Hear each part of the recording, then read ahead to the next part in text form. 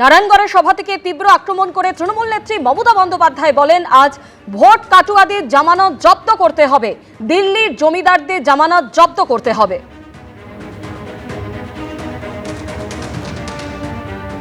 ওই দিল্লির জমিদারদের, ওই দিল্লিকার লাড্ডুদের মনে রাখতে হবে, জব্দ করতে হবে। ভোট কাটারিদের জব্দ করতে হবে, স্বৈরাচারীদের জব্দ করতে হবে, দুরাচারীদের জব্দ করতে হবে। মারের বদলে মার দিয়ে নয়, মা বোনেরা ভোটটা দিতেই হবে। আমি যদি যোদ্ধা হই, আপনারা আমার সহযোদ্ধা, আমি আপনাদের পাহারাদার। যখন যেভাবে বলবেন আপনাদের সাথে ছিলাম, আছি, থাকবো, সম্মানের সাথে বাঁচবো। এই মুহূর্তে হলদিয়া মহকুমা শাসকের দপ্তরে মনোনয়ন জমা দিচ্ছেন শুভেন্দু অধিকারী। সেই ছবি আপনাদের সামনে তুলে ধরছি। শুভেন্দু অধিকারী মনোনয়ন জমা দিচ্ছেন। ভারতের সার্বভৌমত্ব, অখণ্ডতা অক্ষুণ্ণ রাখবে।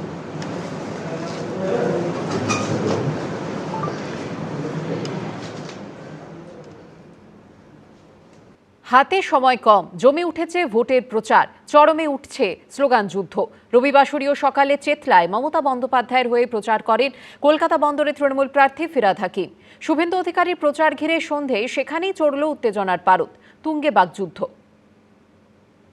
একদিকে জয় বাংলা, অন্যদিকে জয় শ্রীরাম।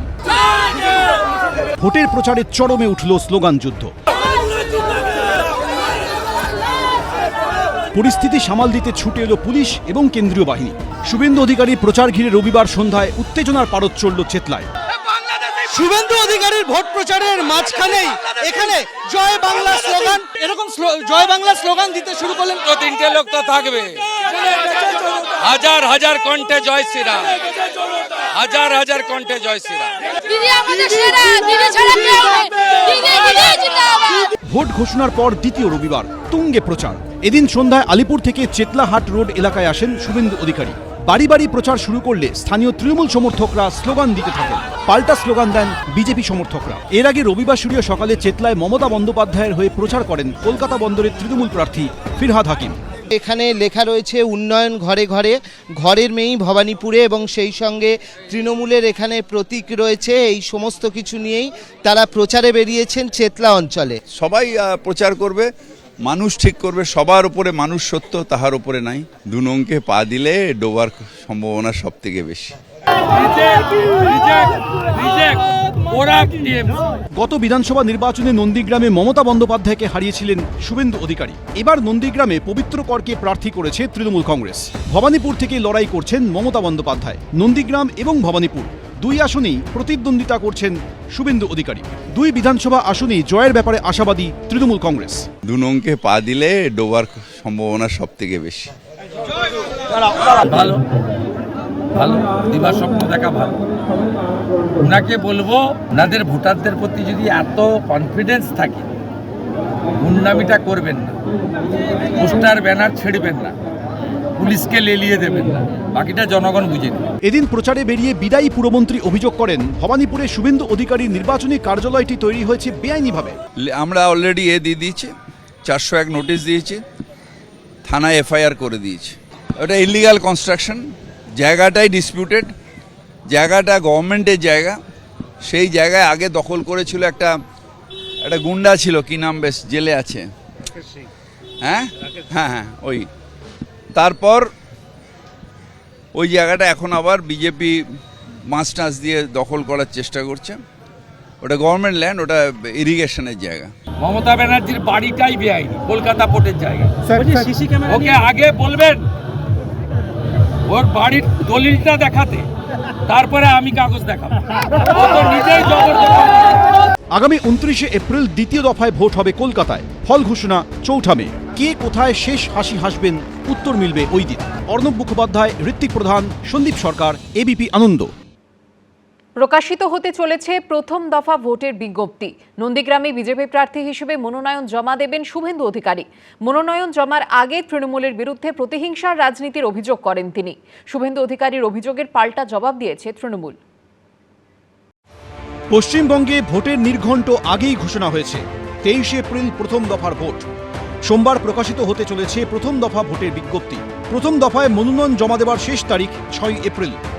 প্রথম দফায় 152 আসনের মধ্যে অন্যতম নজরকাড়া কেন্দ্র নন্দীগ্রাম। সূত্রের খবর, সোমবার ওই কেন্দ্রের বিজেপি প্রার্থী হিসেবে হলদিয়া মহকুমা শাসকের দপ্তরে মনোনয়ন জমা দেবেন বিরোধী দলনেতা শুভেন্দু অধিকারী। আগামীকাল হলদিয়ায় বেলা 12টার সময় নন্দীগ্রামের জন্য মনোনয়নপত্র দাখিল করবেন শ্রী শুভেন্দু অধিকারী। মনোনয়ন দাখিল করবার সময় কেন্দ্রীয় মন্ত্রী শ্রী ধর্মেন্দ্র প্রধান, ভারতীয় জনতা পার্টির প্রাক্তন সাংসদ,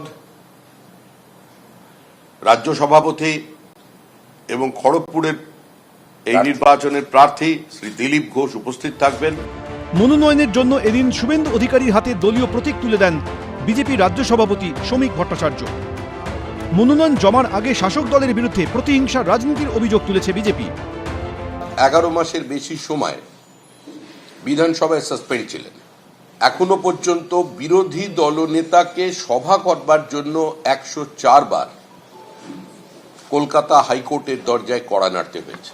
সার্টিফিকেট নিতে যাবার সময় তার গাড়ির ওপরে পাথর বৃষ্টি, তার গাড়িতে পেট্রোল ঢেলে জীবন্ত পুড়িয়ে মারার চেষ্টার সমস্ত বাধা পেরিয়ে তাকে এখানে আসতে হয়েছে। 21-এর জয়, লোডশেডিং এর জয়।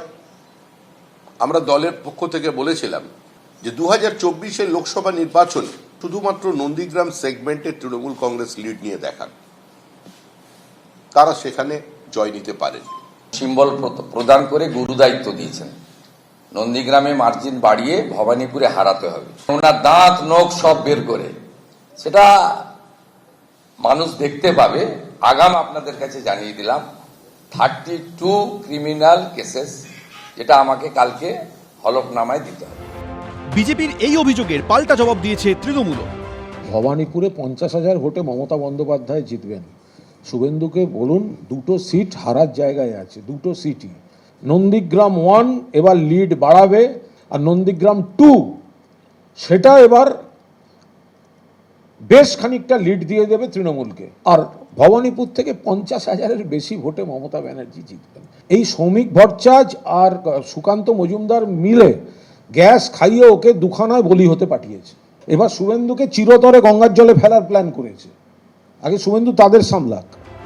অন্যদিকে প্রথম দফা ভোটের বিজ্ঞপ্তি প্রকাশের আগে ব্যালট পেপারে ভোট কারচুপি রুখতে কমিশনের কাছে আবেদন করেছে ভোটকর্মী ঐক্যমঞ্চ ও বিএলও ঐক্যমঞ্চ। যারা ভোটকর্মী ভোট করাতে যান, প্রিজাইডিং অফিসার এবং পোলিং অফিসার, তারা ব্যালট পেপারে ভোট দেন।